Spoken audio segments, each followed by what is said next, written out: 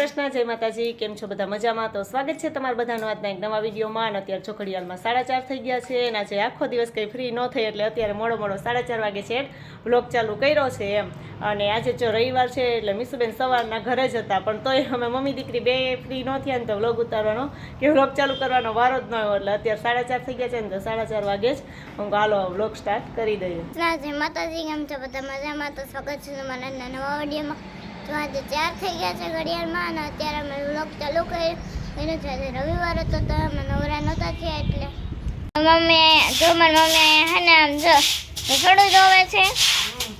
આજે દહીણું દઈ ને તો રસોડું આખું તોરું થઈ ગયું લોટવાળું, એટલે આ રસોડું છે ને એમ તો પાણી નાખીને એટલે ધોઈ નાખું। નવરા થઈ ગયા છે એટલે ગેસ ને બધું તો બહાર લઈ લીધું ફળિયામાં। અને મીસુબેન તો કઈ થવા લાગવાના નથી। ના હું છોડા ગઈશ। મીસુબેન તો ગાંડા જ છે કે કામ તો કરવું હોય નહીં।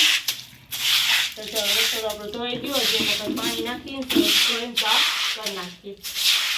જો અમારે છે ને આજે બનાવવા છે ભજીયા, એટલે જો ભજીયા બનાવવાનો મેં જ છે ને પ્રોગ્રામ રાખ્યો છે કે ફળિયામાં જ બનાવવાના છે, કેમ કે રસોડું તો હમણાં મેં ધોયું એટલે ભીનું હજી છે, એટલે બધું ભજીયા બનાવવાના એની યારે ભજીયા ઘરે જો ઘરના બધા સભ્ય માટે જ બનાવીએ તો દહીંની ચટણી બનાવી છે, એટલે મારા પ્રિન્સભાઈ બનાવે છે કા જો દહીંની ચટણી, એમાં સ્પેશિયલ દહીંની ચટણી બહુ મસ્ત બને છે ને ભજીયા રે ભાવી બહુ ને। હવે તો શિયાળો આવી ગયો છે એટલે ભજીયા ખાવાની તો મજા આવે, અને શિયાળામાં તો ધાણા અને મેથી બધું ઘરનું હોય ને તો બહુ મજા આવે, એનો સ્વાદ જ કંઈક અલગ હોય। પણ હજી તો વાયવું છે એટલે થાય ત્યારની વાત તો ત્યારે એમ।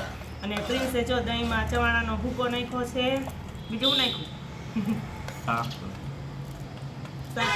સાકરનો ભૂકો કરી નાખ્યું છે, ચવાણાનો ભૂકો કરી નાખ્યું છે ને અહીંયા જો ધાણા મરચાં આદુ ને બધી પેસ્ટ બનાવી લીધી છે ને હવે એને અંદર નાખી દઈએ એટલે મસ્ત સ્વાદ આવે ને પછી આ બધા સૂકા મસાલા કે ધાણા જીરું મીઠું ને એવું બધું આવે ને બધા મસાલા નાખી દેવાના, એટલે ચટણી છે ને એકદમ બહુ મસ્ત દહીંની બને એમ। અમે તો ભજીયા રે જ બનાવીએ અને એનો સ્વાદ પણ બહુ મસ્ત આવે। જો આખા મરચાંના બનાવવા છે ને તો એ મરચાં લઈ લીધા છે ને એમાં ભરવા માટે આપણે ચવાણો એવું બધું ક્રશ કરી લીધું છે।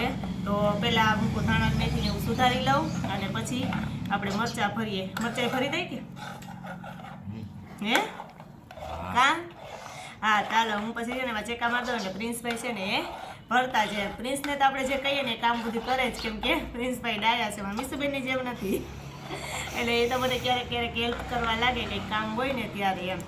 તો હાલો હવે અમે મમ્મી દીકરો છે એ બધી તૈયારી કરી લઈએ ને આજે જો અહીંયા જ ફળિયામાં જ મેં કીધું એમ કે આપણે ભજીયાનો પ્રોગ્રામ બનાવવાનો છે અને ભજીયા પાર્ટી કરવાની છે, જમવાય બધાને અહીંયા જ દેવાનું છે આજે, એટલે ઉપર કંઈ ઓલી વસ્ત્રીમાં કેમ કે લઈ જવું જ નહીં, બધું અહીંયા છે। તો હાલો ઝડપથી બધી તૈયારી કરી લઈએ। અને જો આપણી દહીંની ચટણી છે ને મસ્ત બની ગઈ છે અને હવે ઉપરથી ધાણા નાખવાના બાકી છે, અને મરચાં જો અહીંયા ભાઈ ચેકા પાડી દીધા છે ને એટલે અમારા પ્રિન્સભાઈએ મરચાં ભરવાનું કામ ચાલુ કરી દીધું છે કા તો પ્રિન્સભાઈ જો મરચાં ભરી દે ને મારે જે થોડુંક સુધારવાનું બાકી છે તો હું આ સુધારી લઉં તો મરચાં ભરી દે। તો આપણે જો ભજીયા બનાવવા માટેની બધી જ તૈયારી થઈ ગઈ છે અને અત્યારે 6:15 થયા છે, પણ જો તોય અંધારું થઈ ગયું હોય ને એવું લાગે છે। અને ભજીયાની જો બધી મીસુબેનને ખાવાતા એટલે જો આપણે ચિપ્સ બનાવી લીધી છે બટેટાની ને ડુંગળી તો સાઈડમાં ખાવા માટે, કેમ કે લીલી ડુંગળી ભજીયા એટલે શિયાળામાં તો બહુ મજા આવે, એટલે ડુંગળી સુધારી લીધી।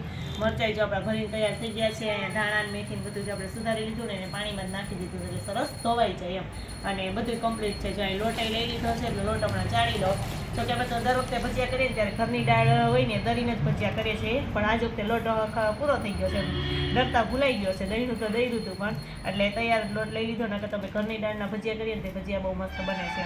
તો હાલો આ ડુંગળી સુધારીને પછી આપણે ભજીયા બનાવવા માંડીએ। થોડું અંજવારું છે ને તાજે આપણે જોકે જમવાનું તો અમારે વહેલું જ હોય, અમે 6:45 કેમ થાય ના તો અમે જમવા બેસી જ જઈએ છીએ એમ।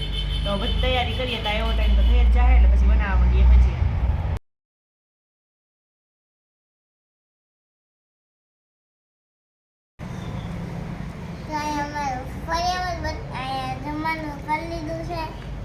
અને મારા રૂહીબેન ને પંચીબેન ને આવી ગયા છે। પંચુ હાય, કેમ રૂહી હાય હાય। હા તો જાય એમાં ભજીયા પાર્ટી ચાલુ થઈ ગઈ છે કા, અને બેસી ગયા છે જમવા અમારા મીસુબેન ને રૂહીબેન ને અમારા પંચુબેન ને કા પંચુબેન ને હવે જો આપણા મેથીના ભજીયા પણ સરસ ગોટા બનવા માંડ્યા છે અને આવી શિયાળાની થોડી હજી તો ઠંડી થોડી જ પડે છે તો ગોટા ભજીયા ખાવાની બહુ મજા આવે ને મજામાં પ્રિન્સભાઈ ને પપ્પાને જમવા બેસી ગયા છે કાં તો બધાને ફળિયામાં જ બેહાડી દીધા છે જમવા અને મારી મમ્મી જો અહીંયા કે એક ઘણો ઉતરે ને પછી હું બેસું અને અમે બધા તો જો આવી ગયા છે આજે દાદા નથી આજે દાદાને ભજીયા બનાવ્યા પણ બહાર જવાનું હતું એટલે અમે એટલા જ છીએ જમવામાં તો જમી લઈએ જો બધાય જમી લીધું ને છેલ્લે મારો વારો આવ્યો ને તો હું અહીં જમવા બેસી ગઈ છું ને એક ઘણો બાકી છે તો હવે જો ઘણો મારી મમ્મી કાઢી લઈએ એક ઘણો એક બાકી છે ને કોઈ તમે કાઢી લ્યો ત્યાં હું ફેર ને તો ભજીયા ઠરી જાય એટલે કે ઠરેલ ભજીયા જમવાની મજા આવે નહીં એટલે હું છે ને હવે જમી લઉં એમ અને આમ બહાર જો બેસીને જમવાની બહુ મજા આવે એમ ફળિયામાં બેસીને જમીએ ને તો અંદર જમીએ ને એના કરતાં એકદમ મસ્ત કુદરતી વાતાવરણ નીચે હાલો હવે જમી લઈને તમારે કોઈને ભજીયા ખાવા હોય તો આવી જાઓ